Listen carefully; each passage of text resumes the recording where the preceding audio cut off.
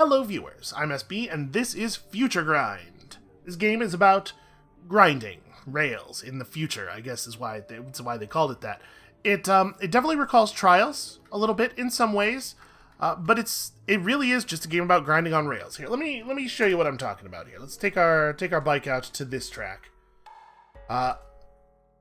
You have a bike. Your bike has wheels. The wheels are often different colors. You want to grind on the rails with the wheel of the same color, and that's how you get points. And if you touch a rail with a wheel of a different color, you explode and die, so don't do that. The white rails, you just saw one there, are safe. You can always touch a white rail with a wheel of any color, but it kills your combo, which is just as bad as actual death. So don't do that. Don't touch the white rails ever under any circumstances. And that's kind of it as far as the mechanics go. You unlock a variety of different bikes over the course of the game, and you can see there's a whole scoring system here. And there's stuff you can do, like you can adhere to the bottom part of a rail. You can hang off of a rail in a way that I was not really able to show you there, but we'll see it a bit as we go on. And the game's just about they show you new tracks, they give you new bikes, and just like find a way to do an okay job. And the fact is, it doesn't need to be any more complicated than that. This game is a blast to play. I will say, you can see there's a story going on of like you're like an esports athlete and you're being given these new opportunities to play new tracks and new bikes, and you're like building up a social following is the idea. So you're drawing attention to the stuff that the bike manufacturers are doing, but then it takes a sinister turn because, oh man, illegal system access detected, and there's like this future hacking. It gets a little cyberpunky, and I'm just gonna level with you. I don't think the story stuff is good at all. It doesn't work even a tiny bit.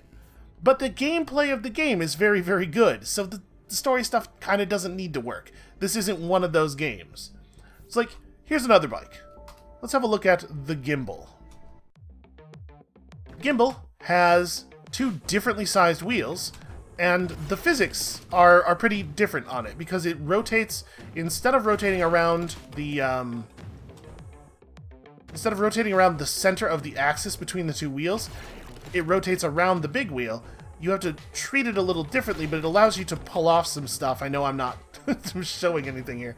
It allows you to pull off some stuff that you can't do with the other bikes, and the physics profile means that you have to sort of relearn the feel of it here.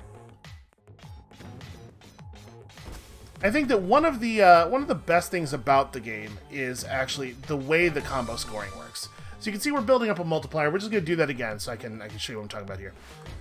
We're building up a multiplier by doing different tricks. Like a straight grind, a manual as they call it, is totally a trick.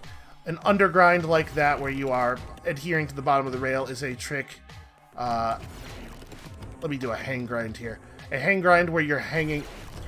let me actually hit it, though. Yeah, where you're hanging off the rail like that is a trick, and then, of course, you got your front flip and your back flip. And there's not, like, trick keys. There's not any... You're not pulling Tony Hawk specials at any point or anything. But there's some interesting stuff in the timing. Like, you can see each time I do a specific trick, there's a ×2 multiplier on the score that I get for it. And while the game itself is mostly stays pretty easy, there are, of course, scoring goals. And the platinum scoring goals on some of the levels really require you to get some kind of mastery going in a way that I found incredibly enjoyable. And I'm not, like, wild about this particular style of what I think of, in my ignorance, as video game EDM. But I think it works. It works pretty well with the aesthetic and everything, and we can we can stop watching me crash over and over on that. And I just think there's a lot of simple but fun gameplay here. Like and they keep adding twists as you go. Like here's an interesting thing. Here we have the standard two-wheeled bike. There are these zones on the map that change the color of your wheels. So you have to be very careful as you sort of build up your run and your path. Like, do I want to have two yellow wheels? Does that get me into some trouble? It's certainly a lot easier to land in certain parts of the course. But look at that. Anything that makes you have to lose your multiplier feels real bad, right? That was landable. I could have figured that out. There is one other thing going on with the scoring system, and that is this idea of a transfer. If you go from one rail to another without jumping, like I did right there, you can see your combo multiplier goes up a little bit. It goes up an extra half point. So that's another thing that you're trying to, as you're learning the tracks, you're like, okay, where are the opportunities for me to just drop off a rail? And it's not exactly without jumping. I have to hold the jump key to transfer rails. Sometimes you'll still see it pop up as a manual. So I think the game's a little bit forgiving with that stuff. It's not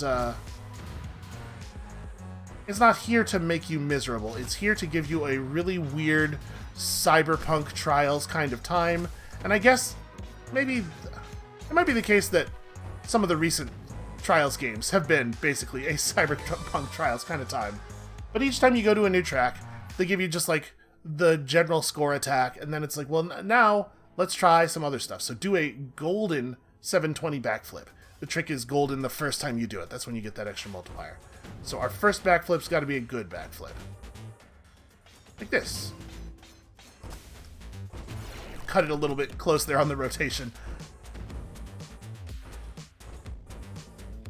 Okay, here we go. So we're just going to hit that same trick, but this time I'm not going to flip the bike around for no reason and die. And see, we're getting transfers on some of those, even though I'm definitely holding jump to continue to stick up to the rails. It's not 100% clear to me why sometimes things do count as transfers and why sometimes they don't. I was gonna say, I think I didn't hit that rail. Sometimes as soon as you hit the jump button, you really managed to screw this up. I was trying to get greedy there and get another rotation.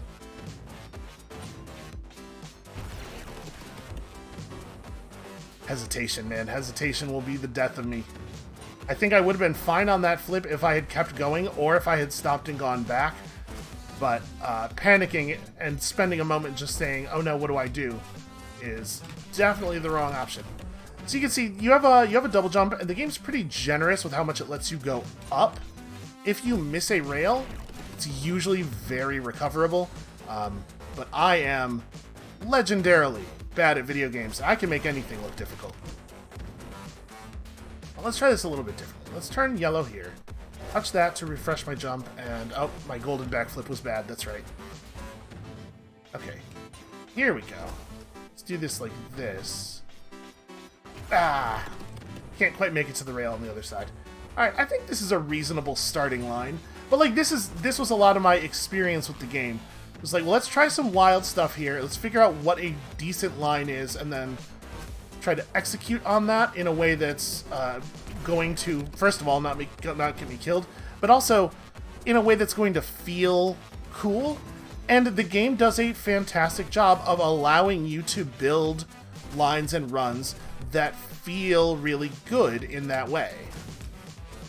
I think is sort of, it kind of sounds like a backhanded compliment, and I don't mean it to be, but it's really cool how the game kind of gets out of your way. When you want to just do something cool, it never feels like you're fighting it. And it has, like you can see, it has those good, real snappy, like almost Super Meat Boy restarts. It's like, no, I failed at that, and I need to try it again immediately, or I am going to be outraged. Some action games in this day and age still don't get how that needs to feel. I think as much as I like it, as much as I think it is a great product overall, Super Mario Maker 2 is, probably both Mario Makers, but I didn't play the first one. I'm really guilty of that. Like when you die in Mario Maker, it takes like 4 seconds for you to be able to try again, and that's just time that you sit there being mad, basically. So it's nice that this game is thoughtful about the experience the end user is going to have and is eliding that. I thought I had already died. That was totally recoverable. But I gave up. There's some kind of lesson here. I can't quite put it into words. Also, I just need to like take it easy a little bit. I'm having some problems that are related to jumping way too big when I don't have any idea where my next landing zone is. There we go. He survives the track eventually. And 108,000, I mean, that's a much better score than we got when we actually did it in Score Attack. Alright, the Swapper. Touch 5 color zones. Should be able to do this. This is really dangerous, right? Want to get maximum air off that rail. I guess, technically, our combo doesn't matter here. What if we just kind of do this the way we were doing it, though? Actually, I should probably... Hold on, we should probably drop down here. We can touch 3 color zones right away. Then I can hit this one. Okay, so now it basically is just survive. I'm sure we will find a moment to touch another one, yeah.